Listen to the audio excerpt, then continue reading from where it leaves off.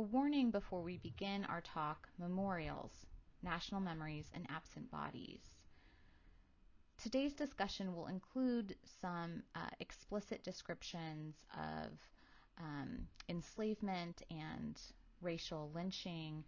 If you anticipate that these are sensitive subjects for you, you can skip slides 5 and 7, where those descriptions are discussed in a bit more detail. You can also reach out to me for alternative options. Today we will discuss national memories and absent bodies in memorials. In Allison Field's lecture on found objects from the scene of a disaster, she talked to you about objects used to memorialize victims of terrorist attacks, war, and environmental disasters. Objects that reflect the lives of those lost or displaced. Her talk was about found objects, material culture pulled from the world, that became symbolic, that became artifacts imbued with value when placed in museums, whether that was the 9/11 Museum, the Holocaust Museum, or the museum in Hiroshima, Japan. When these objects were put into these new contexts, they became records of events, records that were scorched by nuclear blast, removed from a Jewish family, or left behind after a tornado. Objects in the Hiroshima Peace Memorial Museum included small personal artifacts that were signifiers of the identity of bodies and used to personalize stories of the atomic bombing so that that event became more tangible and relatable and provided a lesson for the visitors and for the future. The devastation to the small tricycle on the left of your screen brings into focus the extreme heat and violence from the bomb that attacked the bodies in the blast area. This object in particular brings into relief that many of the victims of the bomb included civilians and children. On the right, we see a scene, a group of 4,000 shoes from the Holocaust Museum in the United States. These kind of memorials also had the task to help visitors envision the massive scale of violence or disaster. Shoes were one kind of personal item taken from Holocaust victims. You learned in Professor Fields' lecture. And you know that these 4,000 shoes that are loaned to the museum are just a tiny fraction of those shoes recovered from concentration camps, where the Nazis were going to recycle the leather for German citizens. And so this quantity of shoes helps tell the story of mass death. It helps visitors begin to imagine this kind of unimaginable scale of death, right? The Holocaust Museum wanted to communicate scale while at the same time humanizing individual victims. You heard from Professor Fields that the museum gives each visitor a different identity. So you walk around sort of in the shoes of a person who experienced the Holocaust. The museum in other places also shows portraits from devastated villages.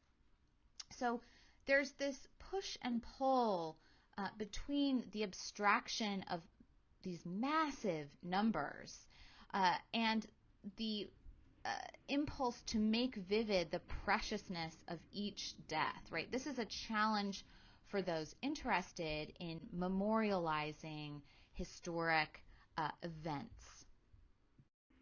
We saw too, of course, the same kind of tension with Felix Gonzalez Torres's Portrait of Ross in LA, a moving portrait to the artist's deceased partner. This artwork is meant to be deeply personal. The weight of the candies reflects the weight of Ross's body, which is slowly carried away and consumed. It slips from view like a body wasting away from the AIDS virus that Ross died of.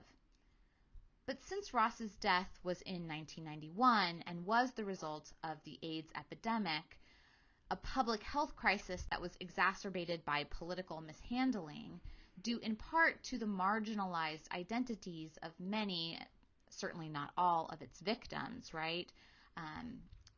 The public health response was quite slow to the AIDS epidemic because many of its victims were gay, right? People of color, and it led to the government ignoring this crisis for quite some time. Because Ross's death was part of this epidemic, it transcended the personal to the level of the political. And we know that González-Torres was interested in politically engaged art. Today, we are going to keep thinking about strategies of memorialization, about representing loss that is both political and personal in our discussion of portraits. And sorry in advance, guys, I planned this syllabus in a dark moment in our current pandemic. So I realized this portraiture of representation, this section of representation of the self and others has gone quite quickly from French frivolity to darkness and death. So I acknowledge this, but it's also part of what portraits are about, right? Portraits, I would argue, and I'm going to ask you this in your discussion, are ultimately about death. Today's meeting will center on the National Memorial for Peace and Justice, which was finished in 2018 in Montgomery, Alabama. Like the Hiroshima Museum or the Holocaust Museum, we are studying here the visual representation of trauma and violence. A little background about this memorial: it was created by a group called the Equal Justice Initiative, founded by a man named Brian Stevenson. Stevenson was a public interest lawyer, the author of the book Just Mercy. There was also a recent movie, Just Mercy. And he is a lawyer. His work through the Equal Justice Initiative has been to offer legal assistance to death row prisoners, incarcerated individuals who are mentally ill perhaps, or who were charged with serious crimes as children and prosecuted as adults, so sort of vulnerable populations. And he became interested through this work in the origins of educational disparities and disparities in the criminal justice system, historically and more broadly. And his group, the EJI, began to investigate the history of Southern racial disparities and violence, and began investigating racial terror lynchings in the American South. So beginning in the kind of 12 states of the American South, and I think they've broadened their project from there, many of which had not been documented, and focusing on the years 1877 to 1950, although they've broadened out at the margins a bit from there again. And so far they have documentation on over 5,000 African Americans who were lynched in the South during this period. They're working their way closer to 6,000 as their research continues. And this historical period is a period that is not taught as thoroughly. The period roughly between Reconstruction and the Civil Rights Movement in the United States, when African Americans had been emancipated and on paper given a right to vote, at least African American males, and before the Civil Rights Movement, where the disparities that existed in this period were challenged through social movements and legal action. So this group documented lynchings during this period, combing through newspapers, state and personal archives to record each lynching. In Alabama, Montgomery, Alabama is where the Equal Justice Initiative is based, but it also is a kind of potent, an interesting place for a memorial like this. Montgomery, of course, was the site of the Montgomery bus boycott, a kind of key civil rights moment. And Alabama, of course, has had quite a troubled history of racial violence and racial disparities. Not long ago, Alabama passed a law that makes it illegal to take down Confederate monuments in the state. And those Confederate monuments, which could be the subject of another lecture, certainly have their own history. This is just to say that there's a lot of memorialization of 19th century history in the state. So war heroes and figures from this time period, but not a lot of memorialization of the sort of racial violence that was inflicted upon the African American population. So the Equal Justice Initiative decided to create the National Memorial for Peace and Justice to provide that representation. And this memorial is set on a 6-acre site. It uses sculpture and art and text to contextualize and record these instances of violence. And this is not just a kind of record of loss, but an important driver in some of the history and demographic patterns in 19th and 20th century America. Racial lynchings would be a large part of the reason that 6 million people left the South, African Americans left the South during this period in American history and moved to places like Chicago and Detroit and northern cities. So a lot of our present day demographies is a result of this history of racial lynching. So the National Memorial to Peace and Justice takes on a longer span of American history than just 1870 to 1950, roughly. It begins with a sculpture dedicated to the transatlantic slave trade, and then after that memorial to lynching that you see in the background here, there's also a sculpture dedicated to the civil rights era by Dana King, dedicated to the women who sustained the Montgomery bus boycott. Again, this site is in Montgomery, Alabama.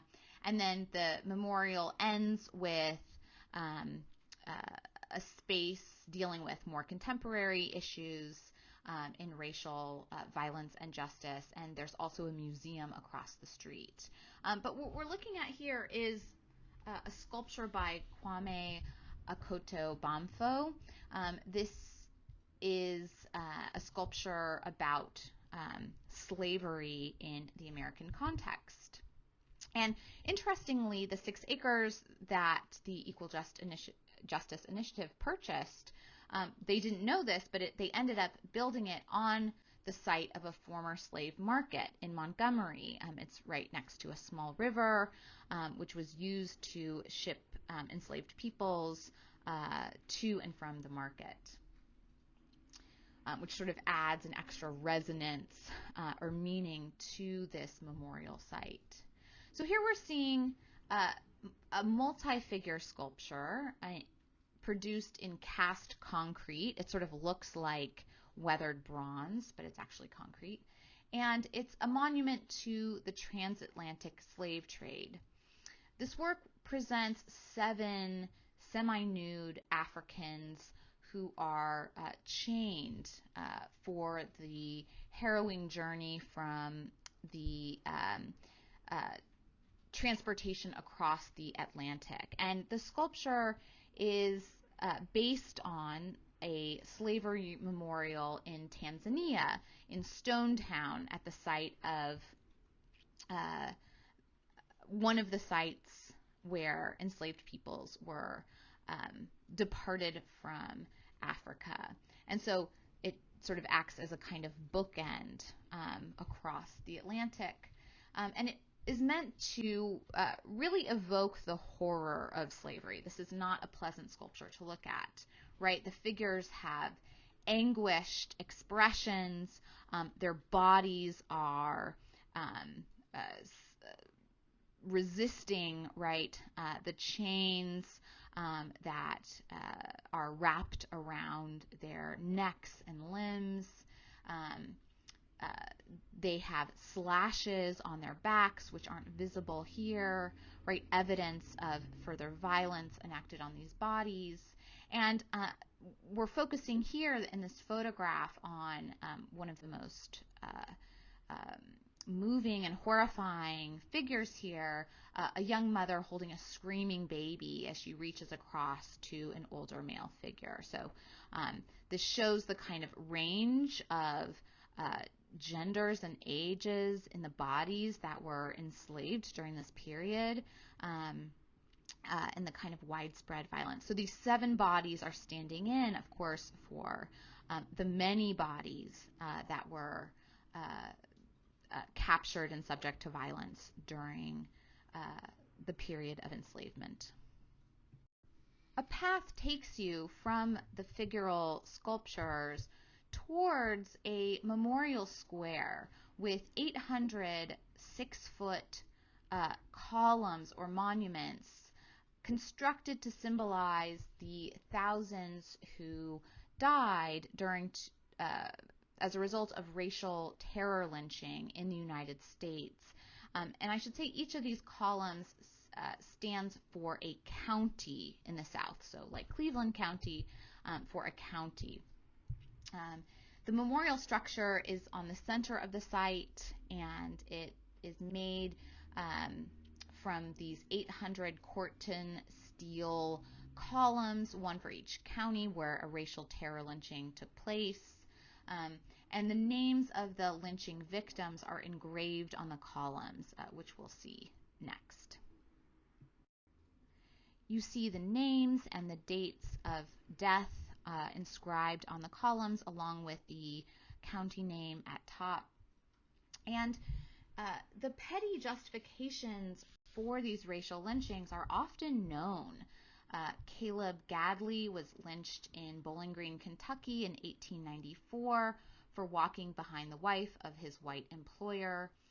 David Walker was accused of using inappropriate language with a white woman in Hickman, Kentucky in 1908.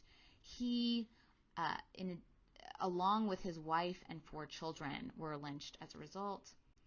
Bally Crutchfield, a woman, was lynched in Rome, Tennessee in 1901 by a mob who was searching for her brother.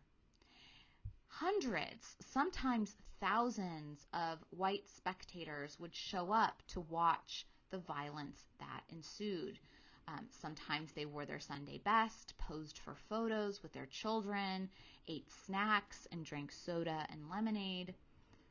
Afterward, the body of the individual might be dragged through the streets of black neighborhoods as a lesson. Often body parts were cut off and collected as souvenirs. So in many ways, the research that this institute has conducted has been accessible, right? When there are souvenir postcards and family photographs, this is a documented part of American history, but it's not often represented, right? In textbooks or in sculptures. And this memorial is an attempt to give form to a part of American history that is so traumatic and devastating, right? And also, right, that has shaped our current world because of the mass migration that followed. It gives form to and tells the story of racial violence after slavery that counters this narrative that emancipation was granted to African Americans and they achieved equality under the law, right? There's a sort of lost period between the 1870s and the 1950s. And the structure of the racial lynching memorial references deliberately ancient temples. And here I'm showing you the memorial next to the ancient Greek temple dedicated to Athena in Athens, Greece. This is the Parthenon, of course, on the right. And the Parthenon is the most important surviving building from ancient Greece.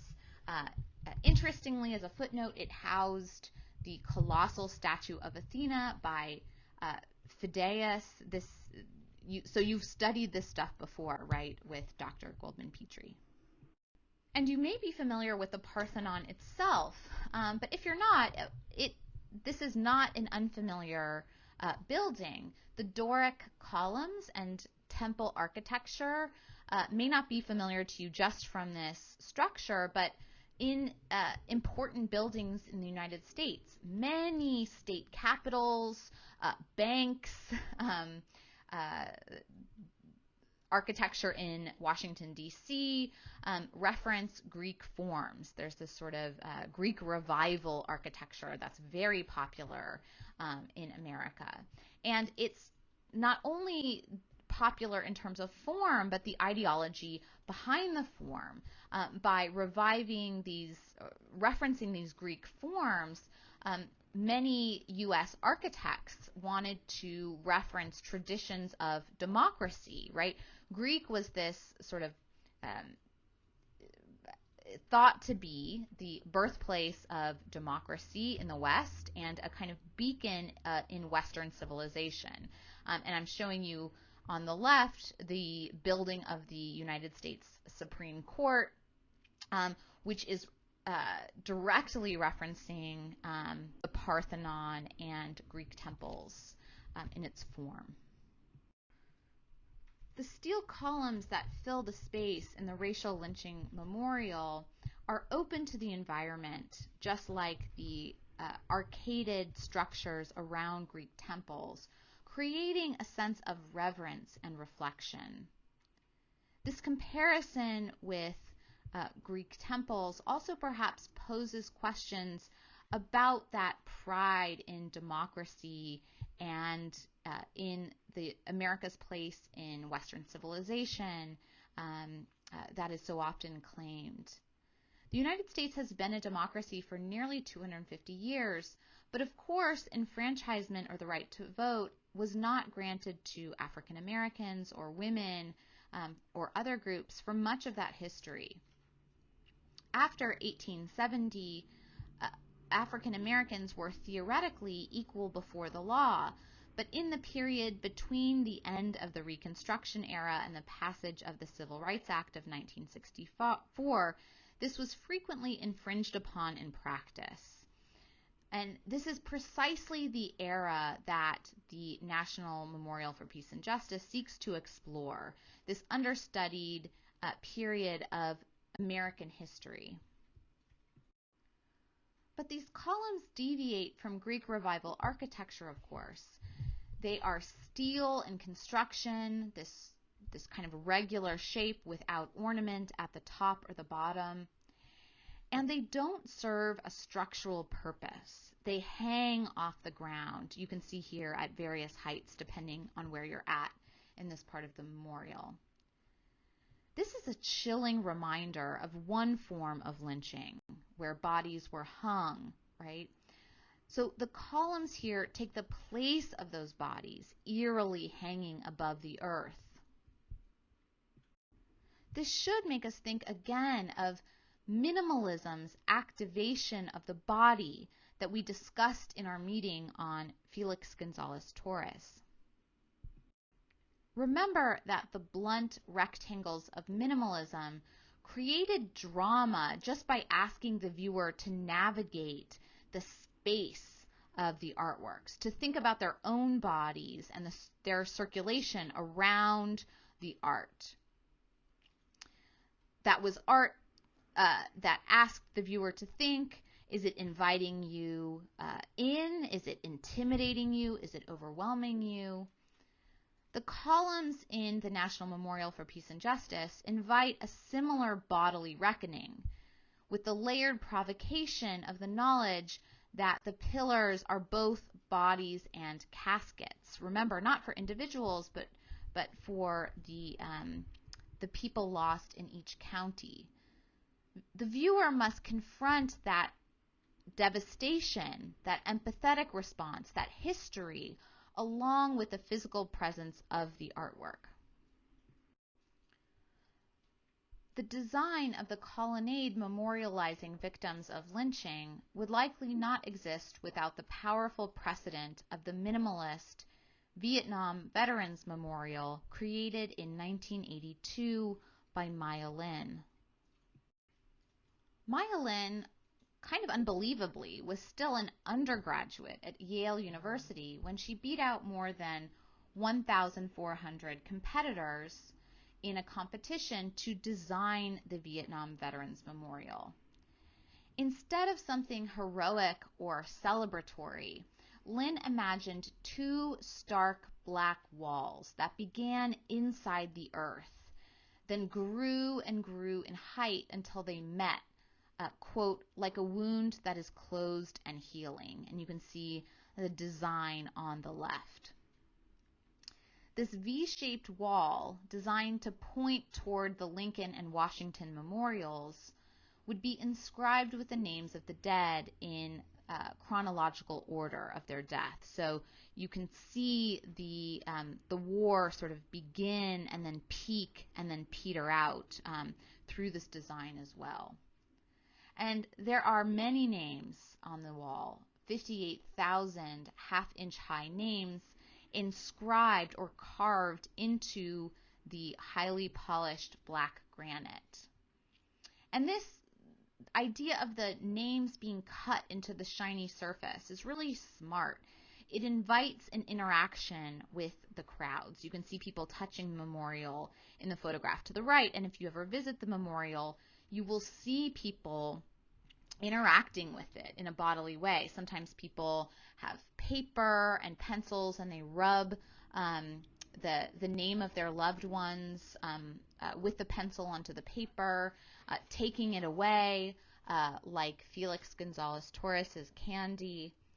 You can also see your own body on the surface of this memorial, your reflection standing in for the lost bodies, a kind of powerful interaction where you can imagine yourself, right, empathetically sort of lost like those veterans.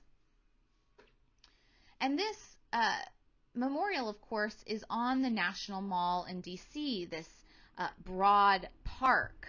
And now, right, it feels, it's very popular. It feels inextricable from the landscape.